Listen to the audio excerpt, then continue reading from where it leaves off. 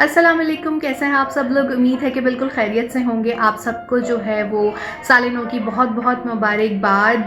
आज मैं भी अपने अहलो अयाल के साथ जो है वो ये दिन मना रही हूँ, इसलिए आप काफ़ी शोर सुन रहे होंगे और हम सोशल डिस्टेंसिंग कर रहे हैं, दूर दूर बैठे हुए हैं, लेकिन शोर काफ़ी ज़्यादा आ रहा है।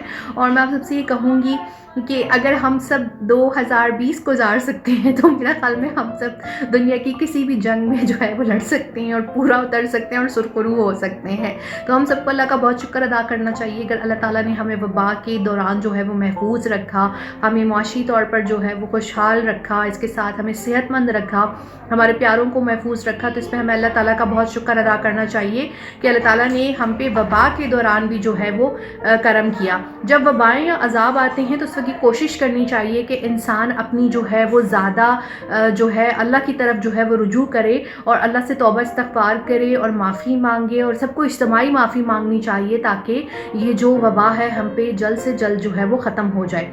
इसके साथ मैं ये कहूँगी कि अब नए साल का आगाज़ है तो आप अपने ये कोशिश करें कि आप अल्लाह ताला के जो है वो ज़्यादा करीब हों और जो हकूक़ुल इबाद हैं उनको पूरा करने की कोशिश करें। किसी का हक़ ना मारें, सबसे प्यार मोहब्बत से रहें, एक दूसरे का ख़्याल रखें, किसी के साथ बुरा ना करें, किसी के ख़िलाफ़ साजिश ना करें, अपना काम जो है वह ईमानदारी से करें, अपने वतन से मोहब्बत करें, अपने दीन से मोहब्बत करें। तो मुझे ऐसा लगता है कि आप लोग जो है और मतलब मैं भी इंक्लूडिंग हम सब जो हैं वो फ़लाह पा सकते हैं और अल्लाह के आगे सुरखरू हो सकते हैं।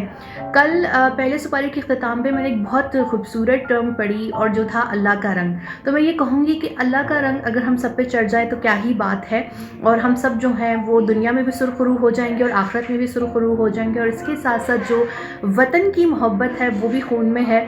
तो अपने वतन से मोहब्बत करें, अपने वतन की फ़लाह बहबूद के लिए काम करें। और इस वक्त चूँकि पेंडेमिक चल रही है, कोरोना है, तो अपने इर्द गिर्द लोगों का बहुत ख्याल रखें। न्यू ईयर मनाते हुए, नए साल की खुशियाँ मनाते हुए उन लोगों को मत भूलें जिन लोगों ने अपने प्यारे इसमें खोए हैं या फिर इसके साथ साथ जो है उन्होंने माशी तौर पर बहुत नुकसान उठाया है या जिनकी नौकरियाँ चली गई या जो लोग खुशहाली से बदहाली की तरफ आ गए।